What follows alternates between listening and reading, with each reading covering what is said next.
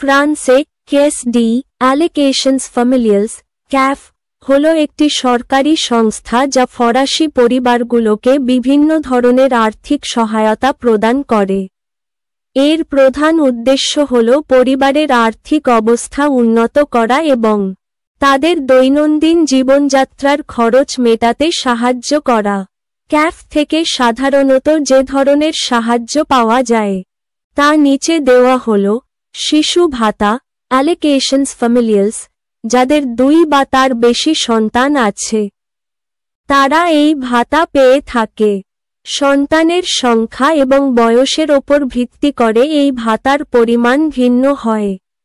বাসস্থান ভাতা এইডস ও লজমেন্ট ক্যাফ বিভিন্ন ধরনের আবাসন সহায়তা প্রদান করে থাকে, যেমন ব্যক্তিগত আবাসন সহায়তা এপিএল, এটি এমন ভাড়াটেদের জন্য যারা কম আয়ের কারণে বাড়ি ভাড়া দিতে হিমশিম খাচ্ছেন। পারিবারিক আবাসন ভাতা অ্যালফ, এটি পরিবার এবং গর্ভবতী নারীদের জন্য যারা আবাসন সহায়তার জন্য অন্য কোনো ধরনের ভাতা পাওয়ার যোগ্য নয়। সামাজিক আবাসন ভাতা এএলএস, এটি এমন মানুষদের জন্য যারা এপিএল বা অ্যালফ পাওয়ার যোগ্য নয়। নবজাতক ভাতা প্রেস্টেশন ডাকুইল ডু জেউন অনফন পিএজেই, এই ভাতা গর্ভবতী নারী এবং সদ্য মা হওয়া নারীদের জন্য, যা শিশুর জন্ম থেকে তার 3 বছর বয়স পর্যন্ত বিভিন্ন ধাপে দেওয়া হয়। এর মধ্যে রয়েছে প্রসবকালীন ভাতা প্রাইমাল্লা নেসন্স, এটি শিশুর জন্মের পর পাওয়া যায়। শিশু যত্ন ভাতা অ্যালোকেশন দ্য বেস, এটি শিশুর 3 বছর বয়স পর্যন্ত প্রতি মাসে দেওয়া হয়।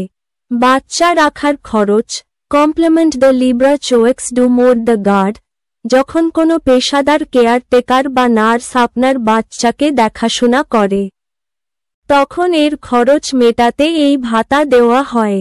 একক মাতা বা পিতা ভাতা অ্যালোকেশন দ্য সাউথিয়ান ফ্যামিলিয়াল এএসএফ, যদি কোনো মা বা বাবা একা সন্তানকে লালন পালন করেন এবং অন্য অভিভাবক যদি ভরণপোষণের টাকা না দেন তাহলে এই ভাতা দেওয়া হয়।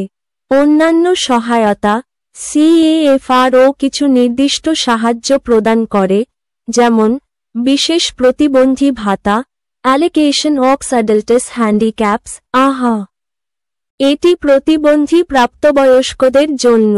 পুনঃএকত্রীকরণের জন্য ভাতা রেভিনিউ দ্য সলিড